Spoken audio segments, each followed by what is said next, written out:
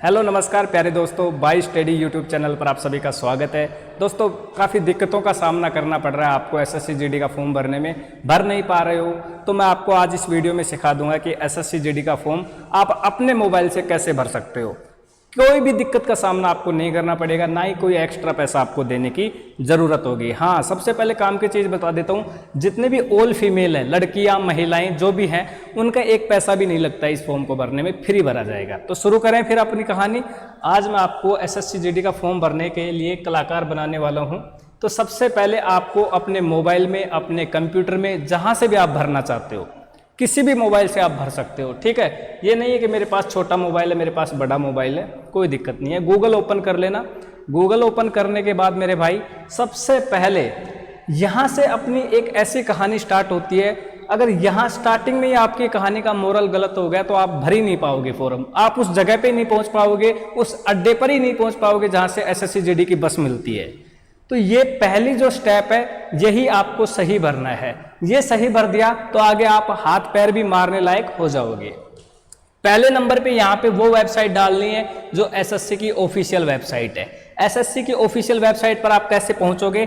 यहाँ पे आपको लिखना है एसएससी। भाई एसएससी के घर जाना है तो एसएससी लिख दिया। एसएससी किसकी है? गवर्नमेंट की है, तो गवर्नमेंट आपको लिख देना है। ठीक है, अब आगे .in लगा देना है। बस ये आपको क्या करना है? सर्च कर देना है। सर्च जैसे ही करोगे तो आपके सामने खूब सारी वेबसाइट्स आ जाएंगी। तो उन वेबसाइट्स में से आपको जो ऊपर ही ऊपर वेबसाइट दिखे, ठीक है, ऊपर ही ऊपर जो वेबसाइट दिखे केवल एसएससी लिखा हुआ, उसको ओपन करना है। इसके अलावा जो नीचे ऊपर जो भी है किसी पे ध्यान नहीं देना है। किसी पे ध्यान दोगे तो किसी और के ही घर पहुंच जाओगे। जो ऊपर ही ऊपर आपका एसएससी है, एसएससी वेबसाइट कुछ इस तरीके का दिखेगा, इस पे क्लिक कर देना है। मैं धीरे धीरे इसलिए बता रहा हूं ताकि आपको हर एक चीज समझ में आती रहे, साथ साथ आप अपना फॉर्म भरते रहें तो भी मुझे कोई दिक्कत नहीं है। आप किसी दूसरे मोबाइल में अपना फॉर्म भरना स्टार्ट कर लें, इस मोबाइल में तो आप वीडियो देख ही रहे हो। वहां पे क्लिक करने के बाद में आपको कुछ ऐसी बड़ी बिल्डिंग दिखाई देगी जहां पे एसएससी लिखा हुआ होगा, और यहाँ पे इस पट्टी के अंदर आपको कुछ वर्ड्स चलते हुए दिखाई देंगे। अगर ऐसा दिखाई देता है तो समझना आप उस सही अड्डे पर आ गए हो जहां से आपको एसएससी जीडी फॉर्म भरने की बस मिलने वाली है। ठीक है, यहां आने के बाद में कॉर्नर में देखोगे आप तो वहां पे आपको लॉगिन और रजिस्टर का ऑप्शन दिखाई देगा। यहां तक आप सभी को सेम करना है। इसके बाद में थोड़ा सा डिफरेंट यहां आने के बाद में हो जाएगा। अब जो बंदे एसएससी का पहली बार फॉर्म भर रहे हैं, मतलब कि जैसे मान लो आप एसएससी जीडी का फॉर्म भरने आए हो, तो पहले आपको एसएससी का फॉर्म भरना पड़ेगा, उसके बाद में आपको जीडी का फॉर्म भरना पड़ेगा। अगर इससे पहले आपने कभी भी SSC CHSL, SSC MTS, CPO, CGL या एसएससी दिल्ली पुलिस किसी का भी फॉर्म भरा है तो फिर आपको एसएससी का फॉर्म भरने की जरूरत नहीं है। डायरेक्ट आगे जो है एसएससी, जैसे जीडी है तो जीडी का भरना है, सीजीएल है तो सीजीएल का भरना है। एसएससी का फॉर्म का मतलब है एसएससी पर आपको एक बार रजिस्ट्रेशन करना पड़ेगा। अब रजिस्ट्रेशन कैसे करते हैं वो मैं बता देता हूं। जिन लोगों ने ऑलरेडी रजिस्ट्रेशन कर रखा है, मान लो एसएससी का कभी पहले फॉर्म भरा है, तो उनको तो डायरेक्ट अपने रजिस्ट्रेशन नंबर डालना है और पासवर्ड डालना है और जो कैचअप दिया गया है इसको यहाँ पे भरना है। ठीक है, और उसके बाद में यहाँ पे लॉगिन कर देना है, तो आपका अकाउंट खुल जाएगा। और वहां से फिर अभी मैं आगे बताऊंगा वीडियो में। ठीक है, पहले रजिस्ट्रेशन करना बता देता हूँ, बहुत आसान है। यहाँ पे आपको रजिस्टर नाउ का ऑप्शन मिलेगा, इस पर क्लिक कर देना भाई। ठीक है, रजिस्टर नाउ पे क्लिक करोगे तो आपको यहाँ पे वन टाइम पासवर्ड ऐसे रजिस्ट्रेशन का ऐसे दिखेगा। इन सबको आप आराम से पढ़ लेना और उसके बाद में कंटिन्यू पे क्लिक कर देना। कंटिन्यू पे क्लिक करने के बाद में आपकी बस स्टार्ट हो गई है, आपकी बस चलना स्टार्ट हो गई है, आप सीट पर बैठ चुके हैं। अब यहाँ के बाद आपको हर एक इन्फॉर्मेशन सही सही भरना है। कुछ भी इन्फॉर्मेशन गलत हो गया तो आपका फॉर्म रिजेक्ट हो जाएगा और आपका एडमिट कार्ड नहीं आएगा। पहला ऑप्शन इसमें आपको मिलेगा, do you have a Aadhaar card? क्या आपके पास आधार कार्ड है? अगर है तो आपको यस करना है, नहीं तो नो रहने देना है।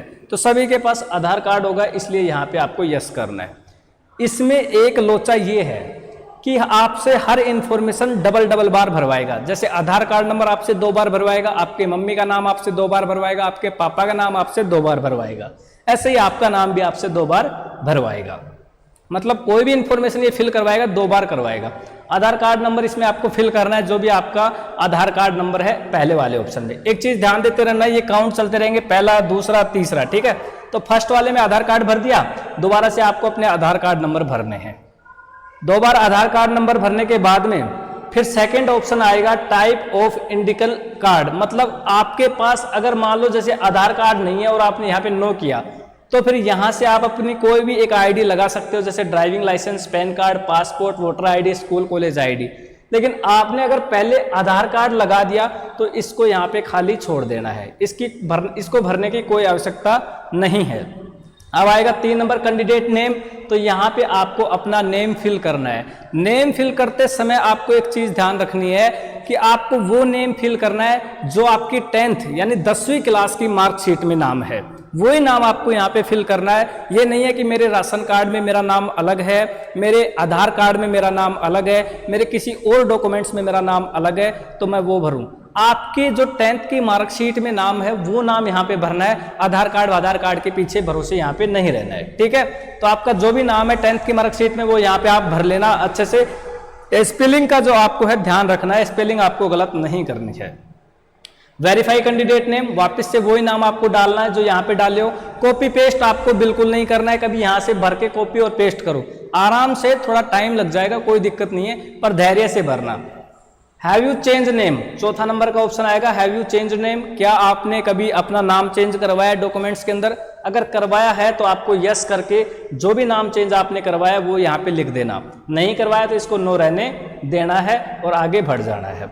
जेंडर का ऑप्शन आएगा, जेंडर में पूछेगा आप लड़के हो यानी नर हो या लड़की हो, मादा हो, ठीक है, या फिर ट्रांसजेंडर हो।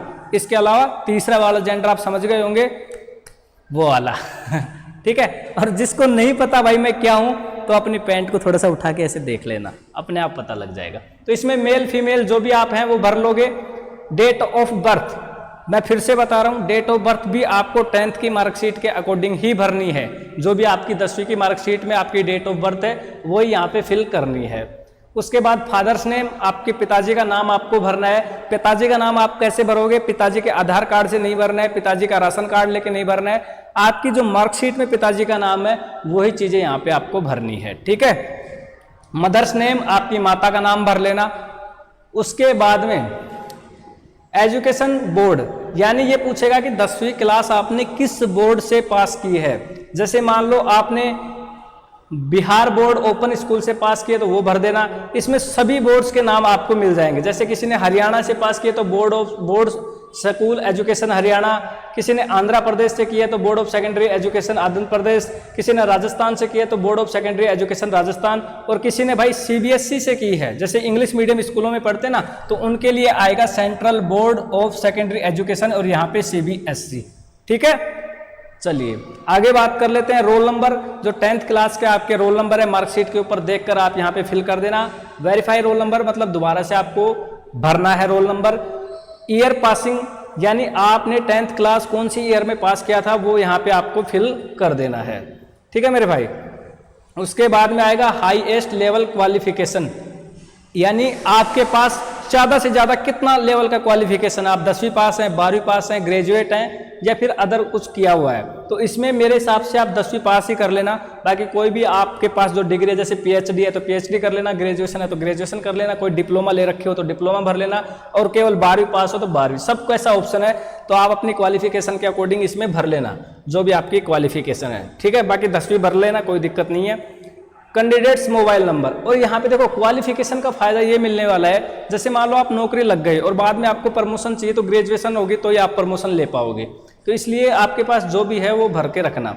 कैंडिडेट्स मोबाइल नंबर, आपको वो मोबाइल नंबर भरना है जो आपके पास हमेशा मौजूद रहे और हमेशा रनिंग में रहे, चलता रहे, कभी बंद ना हो, वो मोबाइल नंबर आपको यहाँ पे फिल करना है। और उसके बाद में जीमेल आईडी, ऐसे नहीं है पापा की ईमेल आईडी भर दी, चाचा की भर दी, ईमेल आईडी भी आपको अपनी भरनी है, क्योंकि एसएससी जीडी का फॉर्म भरने आ गए हो, आप छोटे बच्चे नहीं रहे हो पोलियो पीने वाले, तो इसलिए अपने डॉक्यूमेंट्स, अपनी जीमेल आईडी, अपने मोबाइल नंबर पर्सनल रखा करो, ये आपको लाइफ टाइम काम आने वाले हैं, ठीक है। और ये ईमेल आईडी कहाँ पे काम आएगी अभी आपको पता नहीं लगेगा। ये ईमेल आईडी उस टाइम काम आएगी जैसे मान लो आप रजिस्ट्रेशन नंबर वगैरह फ्यूचर में भूल जाते हो, भविष्य में भूल जाते हो, तो मेरे भाई आपके जो एडमिट कार्ड वगैरह हैं, जो भी एसएससी इन्फॉर्मेशन देगा वो आपकी मेल पर ही देगा, और अभी थोड़ी देर बाद इस पर ओटीपी भी आएगा, ठीक है। तो मेल आईडी और मोबाइल नंबर आपको सही से भरना है और वही भरना है जो आपके पास हो। ठीक है भाई। उसके बाद यहाँ पे कॉर्नर में जैसे आगे आगे हम जो भी डिटेल्स भरेंगे, जैसे एक साइड की कंप्लीट डिटेल भर लेंगे, उसके बाद में सेव एंड नेक्स्ट का कॉर्नर में लास्ट में ऑप्शन मिलेगा, इस पे क्लिक करना है। ठीक है मेरे भाई। इस पे जैसे ही आप क्लिक कर दोगे तो आपके सामने कुछ इस तरीके का इंटरफेस आ जाएगा। कैसा इंटरफेस आएगा मैं आपको बता रहा हूं। फादर्स नेम हमने भर लिया, मदर्स नेम हमने भर लिया, पासिंग ईयर हमने भर ली, हाईएस्ट क्वालिफिकेशन भर ली। उसके बाद में हम कहाँ पहुँच जाएंगे, candidates email, save and next पे क्लिक करके हम आ जाएंगे इस वाले ऑप्शन पे। इस वाले ऑप्शन में यहाँ पे मैंने ब्लर कर दिया, आपको दिखाई नहीं दे रहा है क्योंकि इसमें मेरे पास OTP आया था। ये वाला जो OTP है फर्स्ट वाला, ये तो आएगा आपके मोबाइल नंबर पे, ठीक है मेरे भाई। और ये वाला OTP आएगा आपके जीमेल के ऊपर, जो कि आपने थोड़ी देर पहले भरी है। तो जो भी OTP आप अगर सही लगाते हो तो ये ऑटोमेटिक यहाँ पे वैलिड दिखा देगा। अगर ऐसा हो जाता है तो समझ लेना आपका OTP सही भरा गया और यहाँ पे सेव एंड नेक्स्ट पे क्लिक कर देना है। सेव एंड नेक्स्ट पे क्लिक करते ही आपको यहाँ पे आपको रजिस्ट्रेशन नंबर मिल जाएंगे। ये मैंने ब्लर किया है, मैं अपने रजिस्ट्रेशन नंबर दिखा नहीं सकता, आपको रजिस्ट्रेशन नंबर मिल जाएंगे। और जो भी रजिस्ट्रेशन नंबर आपको मिले उसको आप लिख लेना अपने किसी भी नोटबुक में अच्छी जगह पे, जो आपके पास में हमेशा मौजूद रहे। और इसका स्क्रीनशॉट ले लेना है और ये याद भी कर लेना। और उसके बाद में आपको यहाँ पे कंटिन्यू ऑप्शन पे क्लिक कर देना है। कंटिन्यू ऑप्शन पे जैसे ही आप क्लिक करते हो, रजिस्ट्रेशन नंबर आपको मिल गए। उसके बाद में आपसे पूछेगा, अब यहां से उन लोगों की कहानी स्टार्ट हो गई है जो पहले एसएससी का फॉर्म भर चुके हैं। मतलब अब तक हमने जो भी किया है ये किया है एसएससी का फॉर्म, और ये उन लोगों के लिए था जो पहली बार जिंदगी में एसएससी का फॉर्म भर रहे हैं। अब के बाद जो कहानी स्टार्ट होगी ये सभी लोगों के लिए स्टार्ट होने वाली है, ठीक है। अब यहाँ पे आपको वो रजिस्ट्रेशन नंबर भरने मेरे भाई जो आपने अभी थोड़ी देर पहले लिखे हैं, जो आपको मिले हैं। पासवर्ड की बात करोगे तो पासवर्ड आपको आपकी जीमेल पर मिलेंगे। अपनी जीमेल ओपन करो और वहां पर देखो एक मैसेज आया है और उस मैसेज में आपको पासवर्ड लिख के कुछ पासवर्ड मिले हैं, वो पासवर्ड यहाँ पे फिल कर दो, कॉपी पेस्ट कर सकते हो, ठीक है। और ये जो कैचअप का ऑप्शन है ना, इसके अंदर जो ये वर्ड दिखाई दे रहे हैं ये यहाँ पे फिल कर देना है सेम टू सेम। और फिर वही कॉर्नर में आपको सिंग इन मिलेगा, सिंग इन पे आपको क्लिक कर देना है, ठीक है। सिंग इन पे जैसे आप क्लिक करोगे आपसे पूछा जाएगा आपका registration number, password, confirm password, ठीक है। यानी न्यू पासवर्ड बनाने का आपको मौका मिलेगा। तो जो मेल पे आपको पासवर्ड मिले थे वो तो थे आर्टिफिशियल पासवर्ड, एसएससी के पासवर्ड। अब ये कह रहा है कि आप अपने हिसाब से कुछ भी पासवर्ड बना लो जो भी आपको ठीक लगे। तो यहाँ पे आपको अपने हिसाब से पासवर्ड भरने हैं और वही दोबारा से कंफर्म पासवर्ड, मतलब जो पासवर्ड पहले भरे हैं वही भरने हैं। अब पासवर्ड कैसे बनाने हैं, क्या बनाना है, मैं आपको बता देता हूं। जैसे मान लो आपका नाम है क्या नाम है आपका, रवि। मान लो आपका नाम रवि है तो आर आपको बड़ा लेना है, पहला वर्ड कैपिटल होना चाहिए, उसके बाद में सारे वर्ड आपके छोटे होने चाहिए और इसके बाद में आपको लगाना @1 2 3, ठीक है। ऐसे आपको पासवर्ड बना लेना है। रवि की जगह आपका जो भी नाम है वो फिक्स कर लेना, @1 2 3 रहने देना। आर है जैसे फर्स्ट वर्ड जो भी आपका नाम का है वो बड़ा कर लेना। ये पासवर्ड आप लाइफ टाइम नहीं भूलोगे। इतना करने के बाद, पासवर्ड बनाने के बाद में नेक्स्ट ऑप्शन में आपसे पूछेगा सिक्योरिटी क्वेश्चन, लेकिन ध्यान रखना पासवर्ड में कुछ इंस्ट्रक्शंस दिए गए हैं वो आपको फॉलो करना है। और इसमें लिखा गया है कि जो आपके पासवर्ड है उसमें कम से कम 8 अक्षर होने चाहिए, एक अक्षर बड़ा होना चाहिए। तो जैसे जैसे आप इंस्ट्रक्शंस को फॉलो करते जाएंगे ग्रीन होते जाएंगे। इसमें लिखा गया है कि एक कोई भी संख्या होना चाहिए, नंबर होना चाहिए, 1 2 3 4 5 6 जो गिनती होती है उनमें से कोई भी एक नंबर, तो वो हमने फॉलो कर लिया है, ठीक है। उसके बाद में हम आगे बात करें तो सिक्योरिटी क्वेश्चन आपसे पूछेगा। जैसे मान लो फ्यूचर में आप पासवर्ड भूल जाते हो, फॉरगेट वगैरह करते हो, तो इसी सिक्योरिटी क्वेश्चन से आपके फॉरगेट होंगे। तो सिक्योरिटी में आप अपने बोरोन यानी जन्म तारीख कर सकते हो, माँ का नाम, मूवी का नाम, स्कूल, फर्स्ट स्कूल कौन सी थी और फेवरेट बुक। इनमें से आपको जो भी अच्छा लगे वो आप देख लेना। तो आप अपनी माँ का नाम कर लेना या अपना बोरन कर लेना। तो आप माँ का नाम करोगे तो यहाँ पे आपको अपनी माँ का नाम लिख देना है और सेव एंड नेक्स्ट पे क्लिक कर देना। अगर आपकी कोई फेवरेट बुक है तो वो आप यहाँ पे भर सकते हो, ये आपकी मर्जी के अकॉर्डिंग चलेगा। जैसे नेक्स्ट करोगे तो पहला ऑप्शन आएगा कैटेगरी। कैटेगरी आप अपने हिसाब से देखो, आप ओबीसी में आते हो, एससी में आते हो, एसटी में आते हो या फिर जनरल में आते हो। और जनरल में आते हो अगर आपके पास ईडब्ल्यूएस है तो आपको इसमें ईडब्ल्यूएस भरना है, ठीक है मेरे भाई। ईडब्ल्यूएस कैटेगरी भरने के बाद में नेक्स्ट ऑप्शन आएगा विजिबल इंटीग्रेशन मार्क्स, मतलब आपके शरीर पे कोई चोट, दाग, धब्बा कुछ भी है तो बताओ। तो यहाँ पे अगर आपके शरीर पे जैसे मान लो कहीं आपका ऑपरेशन वगैरह हुआ पड़ा है पहले से, पेट पे, पैर पे, तो आप लिख देना ए कट ऑन, जहां भी पार्ट्स ऑफ बॉडी का नाम, यानी पैर पे है तो लेग लिख देना, सिर पे है तो हेड लिख देना, फेस पे है तो फेस लिख देना। अगर मान लो आपका कोई भी कटवट नहीं है, आपका शरीर बिल्कुल साफ सुथरा दिखता है, तो आपको यहाँ पे लिख देना है ए मोल ऑन फेस। ठीक है भाई, कि एक छोटा सा मोल यानी तिल धब्बा कुछ भी है वो फेस के ऊपर है। ये एक आर्टिफिशियल है, ये आपकी पहचान के लिए है, अपने हिसाब से कुछ भी भर लेना। और जैसे ही फिर आप आगे बढ़ोगे तो यहाँ पे पूछा जाएगा आपसे नेशनलिटी। नेशनलिटी में आप जैसे क्लिक करोगे तो इसमें बहुत सारे आपको ऑप्शन दिखाई देंगे, लेकिन उनमें से आपको सिटीजन ऑफ इंडिया वाला ही आपको चूज करना है। इसका मतलब है कि आप भारत के नागरिक हो। ठीक है, इसके बाद में आगे बढ़ें तो ये आपसे are you person with benchmark disability PWBD, तो इसमें आपको नो कर देना है। अगर आप PWBD से बिलोंग करते हो तो आपको यस कर देना है, पर आपको नो ही रखना है, इसमें यस नहीं करना है। ठीक है, इसके बाद में पूछेगा आपसे नेक्स्ट परमानेंट एड्रेस। अगर इसमें आप मान लो यस करते हो तो आपको फिर ये सब चीजें फिल करनी पड़ेंगी, और आप अगर इसमें नो कर देते हो तो आपको ये सब चीजें नहीं भरनी पड़ेंगी। तो हमने यस किया है क्योंकि जो ये बंदा जिसका भी है उसका ये इसमें बिलोंग करता है, पर आपको नो करना है। परमानेंट एड्रेस में आपके आधार कार्ड के पीछे जो भी एड्रेस है वो भर देना है। उसके बाद स्टेट आएगा, स्टेट में आप किस स्टेट से, बिहार, उत्तराखंड, गुजरात, हरियाणा, जहां से भी बिलोंग करते हो, राजस्थान, वो भर देना है। एड्रेस के बाद स्टेट के बाद में डिस्ट्रिक्ट आपसे पूछेगा, तो आपका जो भी डिस्ट्रिक्ट है वो भर देना है। पिन कोड आपके क्या है आपके एरिया के, वो यहाँ पे फिल करना है। इसके बाद में परमानेंट एड्रेस, 7वें नंबर का ऑप्शन आएगा परमानेंट एड्रेस का। अगर आपका परमानेंट एड्रेस यही है, आपने बदला नहीं है, तो इसमें आपको नो कर देना है, और अगर यस कर देना है। ठीक है, यस करना है। और अगर मान लो आपने एड्रेस चेंज कर लिया तो इसमें नो कर लेना और दोबारा से आपको एड्रेस भरना है। यस करोगे तो ये एड्रेस ऑटोमेटिक सेम फिल हो जाएंगे। नेक्स्ट वाला बात करें तो ये आपका इतना होने के बाद में आपसे ये कुछ गाइडलाइंस पढ़ने को कहेगा, इनको आप पढ़ लेना। और उसके बाद में ये यहाँ पे एग्री वाले बटन पे क्लिक करके, और यहाँ पे दो ऑप्शन आपको मिलेंगे। पहला ऑप्शन मिलेगा प्रीव्यू QTR और दूसरा डिक्लेयर। प्रीव्यू QTR पे आपको क्लिक करके क्या मिलेगा कि आपने जो भी डिटेल्स भरी हैं उनको आप एक बार चेक कर सकते हो, कोई स्पेलिंग वगैरह, माता के नाम, पिता के नाम, डेट ऑफ बर्थ में कोई मिस्टेक तो नहीं हो गया है। चेक करने में आपको लगे कि कोई गलती नहीं हुई है तो फिर आपको यहाँ पे डिक्लेयर कर देना है। और आपको मान लो कॉन्फिडेंस है कि मैंने कोई गलती नहीं की, तो बिना QTR चेक किए आप यहाँ पे डिक्लेयर पे क्लिक कर देना। जैसे ही डिक्लेयर पे क्लिक करोगे तो आप उस अड्डे पर आ जाओगे, पहले वाले अड्डे पे बस में बैठ के दूसरे वाले उस अड्डे पे आ गए जहां से GD का फॉर्म भरना है। मतलब SSC का फाइनली हमने फॉर्म भर लिया है। आज के बाद में SSC का कोई भी फॉर्म भरोगे तो आपकी कहानी यहां से स्टार्ट होगी। ठीक है, आपकी कहानी यहाँ से स्टार्ट होगी। अब तक जो भी हमने किया वो आपको करने की जरूरत नहीं होगी। ठीक है मेरे भाई, आज के बाद में अगर आप कोई भी SSC का फॉर्म भरते हो, चाहे CHSL हो, चाहे दिल्ली पुलिस का हो, चाहे MTS का हो या CPO का हो, यहाँ से कहानी स्टार्ट होगी।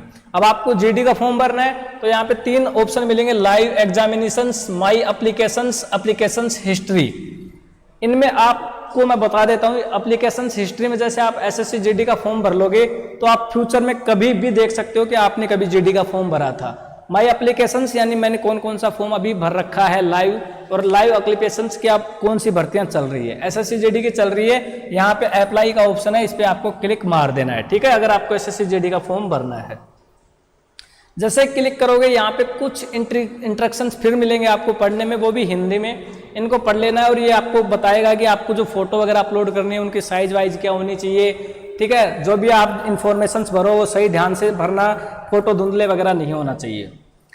फिर नेक्स्ट कर दोगे तो सबसे पहला ऑप्शन आएगा एजुकेशन डिटेल का। ठीक है, एजुकेशन डिटेल में आपको यहाँ पे आपकी एजुकेशन क्वालिफिकेशन भरनी है।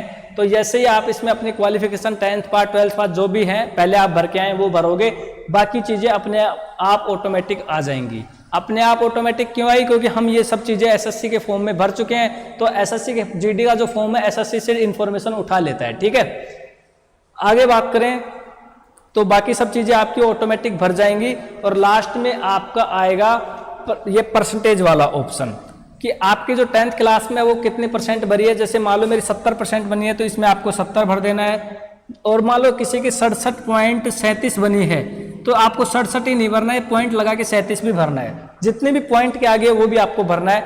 मान लो आपकी परसेंटेज नहीं बनी, आपने सीबीएसई बोर्ड से पास किया तो आपकी ग्रेड बनती है, ठीक है, सीजीपीए, तो वो ग्रेड इसमें भर देना है, परसेंटेज वाले को खाली छोड़ देना है। ठीक है मेरे भाई, चलिए आगे करते हैं, आगे बढ़ेंगे तो उसके बाद में यहाँ पे आपको सेव एंड नेक्स्ट कोने में ऑप्शन मिलेगा। सेव एंड नेक्स्ट पे आपको क्लिक कर देना है। सेव एंड नेक्स्ट पे क्लिक करोगे तो फिर यहाँ पे आपको 21, 22, 23 नंबर के जो ऑप्शन मिलेंगे, इनमें मिलेंगे कि भैया क्या आप एक एक्स सर्विसमैन आर्मर्ड फोर्स से बिलोंग करते हो।